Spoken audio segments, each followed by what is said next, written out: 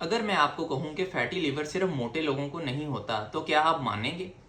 Fatty liver एक ऐसी condition है जिसमें जिगर के ऊपर चर्बी जमना शुरू हो जाती है। लेकिन हैरत की बात यह है कि बहुत से लोगों को फैटी लिवर होता है, लेकिन सालों तक उन्हें कोई भी सिम्टम या पेन महसूस नहीं होती। लेकिन एक बात जो बहुत ही कम लोग जानते हैं, लिवर के पास पेन फील करने वाली नर्व्स बहुत ही कम होती हैं। इसलिए जब तक डिजीज़ बहुत ज़्यादा आगे तक ना फैल जाए, अक्सर दर्द महसूस ही नहीं होता। इस वजह से इस डिजीज़ को हम साइलेंट लिवर डिजीज़ भी कहते हैं। अगर आपको हर वक्त थकन रहती है, पेट फूला रहता है, रिपोर्ट्स में ALT और AST एंजाइम्स भी बढ़े हुए हैं, तो इसको सिर्फ एसिडिटी या गैस समझकर इग्नोर मत करें। अच्छी खबर यह है कि फैटी लिवर की शुरुआती स्टेज के अंदर सिर्फ लाइफस्टाइल चेंजेस करके ही काफ़ी हद तक इस डिजीज़ को रिवर्स किया जा सकता है। इसलिए सिर्फ दवाई पर ही भरोसा नहीं करना, बल्कि लाइफस्टाइल चेंजेस इस डिजीज़ में बहुत ज़्यादा ज़रूरी हैं।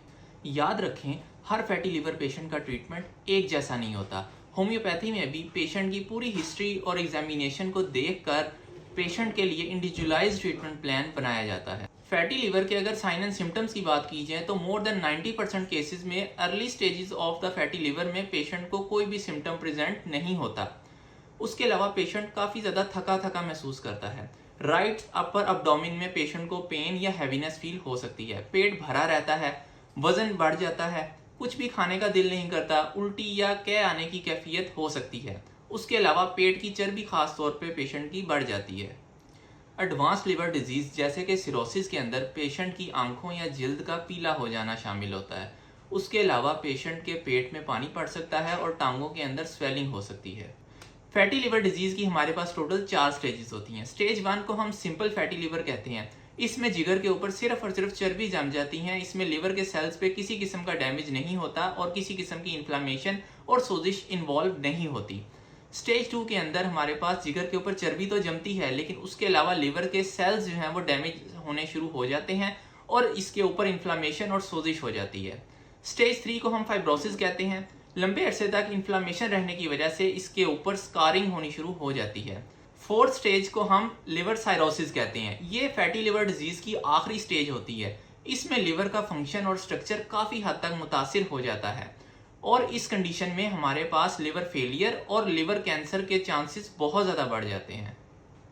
अब मैं आपको कुछ एविडेंस बेस्ड लाइफस्टाइल चेंजेस के बारे में बताने लगा हूं कि जिनको अगर आप अडॉप्ट कर लें तो आपका ग्रेड 1 और ग्रेड 2 का फैटी लिवर काफ़ी हद तक रिवर्सेबल हो सकता है। सबसे पहला काम जो आपने करना है वो ये कि 5 to 10% बॉडी वेट आपने कम करना है। ये बहुत हेल्पफुल रहेगा इंशाल्लाह आपके फैटी लिवर को रिवर्स करने में। उसके अलावा आपने डेली 30 to 35 मिनट्स की वॉक ज़रूर करनी है और इसमें आपने मॉडरेट इंटेंसिटी की एक्सरसाइजेस करनी है।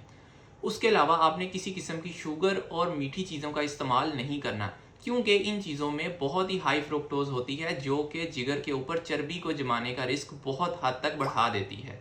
High blood pressure, sugar, cholesterol और ट्रिग्लिसराइड्स के लेवल को आपने लाजमी मेंटेन करना है। रिफाइंड कार्ब्स जैसे कि मैदे वगैरह से आपने परहेज करना है। इसकी बजाय आपने गंदम और दालों वगैरह का इस्तेमाल करना है।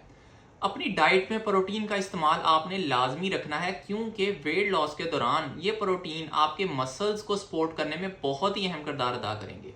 क्रैश डाइट से आपने इज्तनाब करना है, क्योंकि आहिस्ता आहिस्ता वेट लॉस करना हेल्थ के लिए बहुत ही ज़्यादा बेनिफिट होता है।